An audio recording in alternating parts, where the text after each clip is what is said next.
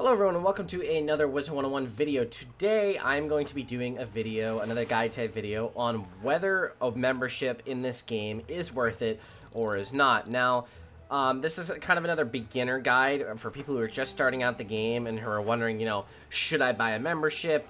Should I not? This is going to answer whether it's worth it or not. Now, I've been playing this game for, I think it's about 8 or 9 years at this point, and I have had a membership probably for at least like 24 to 36 of those months in those 9 years, which is 2 to 3 years. I think, that's quite a lot of money. That's probably about $400, $500. But I think that is one thing that people always stress out about and are always, caught up over is it's $10 a month. It could be too expensive for me, but I think, if you need to look into the statistics of it and how much a membership will get you. So let's go into that. Like, how much does a membership actually get you? Now, one statistic that I've pulled up is that, well, not a statistic I've pulled up, but for those of you that don't know, I have a Wizard101 Let's Play series. It's 92 episodes long currently, and I calculated it's about 3,000 minutes, which is around 50 hours long. Now, 50 hours, for those of you that don't know, is like only a little over 2 days of time, which in that time I got from Wizard City to Chrysalis. Chrysalis is the end of the second arc world, and that is actually quite a distance in this game. And if you spread that out, you could play this game for 2 hours a day or less, about one and a half to 2, and still get to Chrysalis in 50 hours. Now, are you going to get to Chrysalis in 50 hours if you're, incredibly focused on this game and wanting the story and stuff? Probably not. But I do think that it is worth it for everyone to try that out. So that's not... I'm sorry, I'm starting to sound redundant here, and I'm also stuttering quite a bit. My voice hurt. But basically, memberships will last a monthly, for those of you that don't know. And what that does is it allows you access to different areas of the game. For example, Wizard City has this area called Cyclops Lane and Firecat Alley, and then a dark cave connecting them. You cannot go to those unless you have a membership. I think it's bullshit. A lot of people think it's bullshit because these are main areas of the game. You can't even complete the first world without buying a membership. Now, I would recommend for anyone who is just starting out and just trying it, what I say you should do is spend time going through the beginning of the game, do all the free parts you can, get your character up to around level 10, which is what you can get with all the free parts, and then you have these 2 streets left.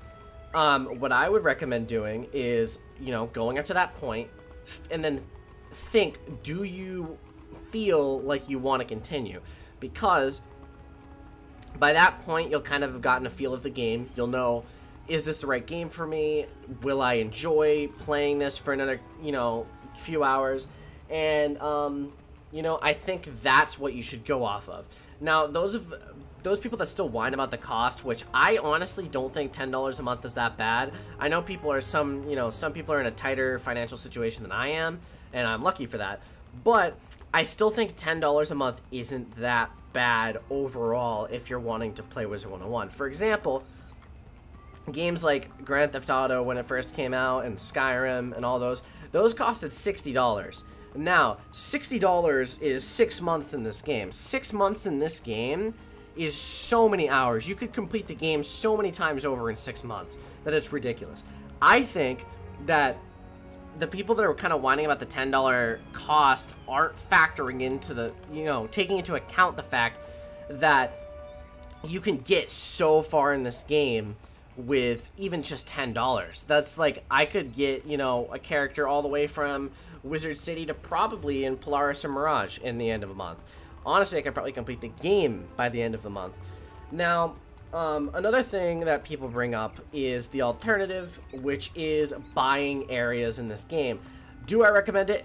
Absolutely not. Now, basically, buying areas is you use crowns, you get an area, and you permanently unlock that area. You don't need a membership for it until the end of time on your entire account.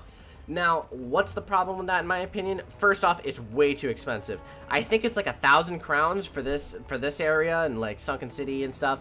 And 1,000 crowns is $5. No, wait. 2,000 crowns is $5. So that's about $2.50.